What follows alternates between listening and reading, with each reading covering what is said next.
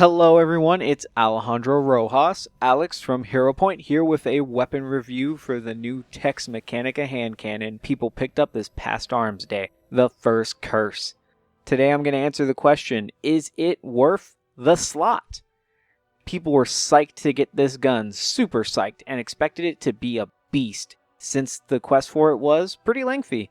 And by lengthy I mean it made you wait, like a lot. If you already know how to get the gun, you can save yourself a minute of your time by clicking the annotation in the middle of the video to skip to the review. Now if you don't know how to get it, well, it's another simple Gunsmith quest. The quest line is called Imprecation, and to unlock it, you need to hit rank 5 with a Gunsmith. Once you do, the steps to the quest are as follows. First, you'll need to get hand cannon kills with a primary or hand cannon telemetry active. It's going to take 250 kills to finish this up, but don't feel rushed to get this done quickly, because once you finish it, guess what? You have to wait till next Arms Day to get the next step. So feel free to grab those 250 kills over a few days, if not the whole week if you feel like it. Once Arms Day rolls back around, you'll head back to Banshee and pick up a test model for the First Curse called the Imprecation. You'll have to take this gun and snag 7 headshot kills with it in a single Crucible match.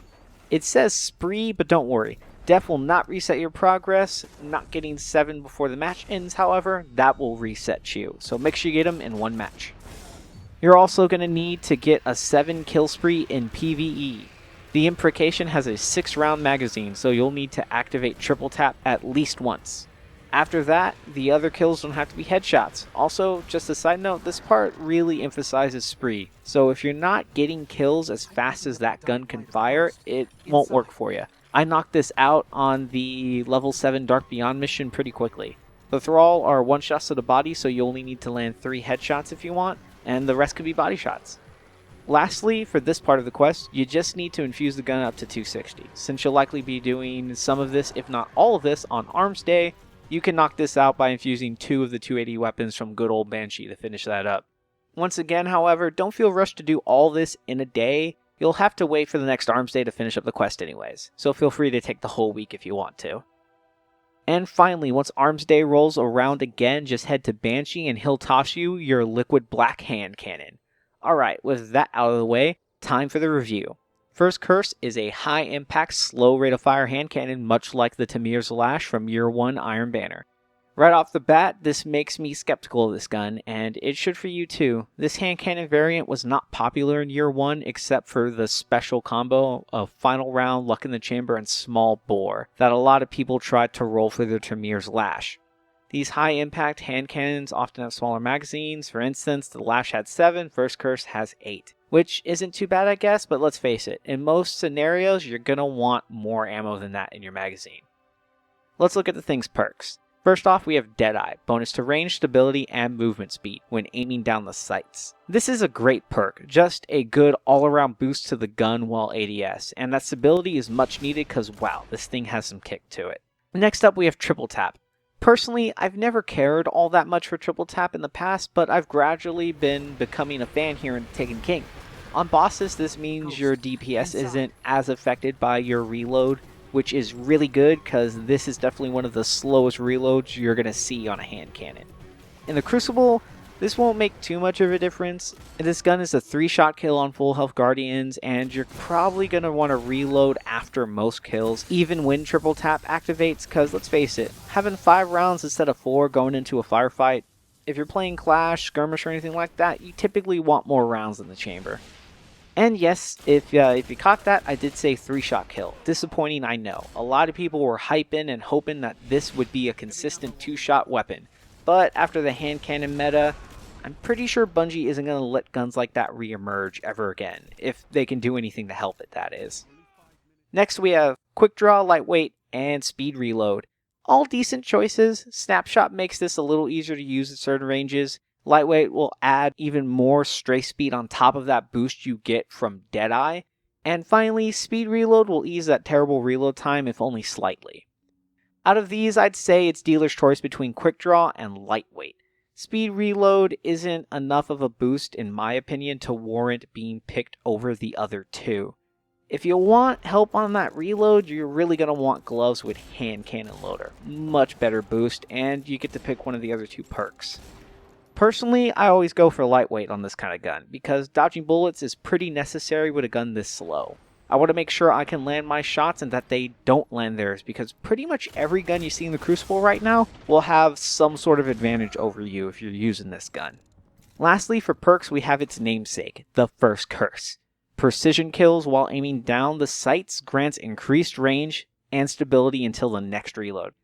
This seems like a pretty solid boost to stability and range to add even more bonuses on top of Deadeye. It's really noticeable. All in all, this gun has a really good synergy in its perks. Deadeye, lightweight, First Curse all stack really well, and this thing packs one hell of a punch. It's 6 attack under my Ace of Spades and doles out way more damage than it at much longer ranges on top of that. It is a single target monster in terms of flat damage per shot. I tried this out in the Nightfall with small arms, and it landed some stellar precision damage, but despite all this, the gun still feels fairly average in PvE. It has more range and power than the standard hand cannon, but significantly less stability, reload speed, and rate of fire. Now, Deadeye does mitigate that pretty substantially, but it really just feels like a really hard-hitting hand cannon with too many drawbacks, mostly the rate of fire. And all this adds up to an entertaining damage dealer, but not the most effective weapon. In PvP, it's severely outclassed by literally any other hand cannon at actual hand cannon range, so that mid to close area before you fall into shotgun range. And that's because it just can't keep up with them. It's just too slow of a gun. Every other hand cannon fires faster and still a 3-shot kill. And that's inside the range of hand cannons. Obviously, shotguns win out in their range category every time. But when you're outgunning hand cannons at the longer range that you're meant to be using this gun, scout rifles and pulse rifles will tear you to pieces really easily, and that is a huge problem on this gun's part right now, because with Iron Banner just passing by, more and more people are falling in line with the emerging pulse rifle meta, especially since Iron Banner gave everybody Nerwin's Mercy, and that is a monster of a weapon falling into that lovely medium rate of fire, medium impact style of pulse rifles.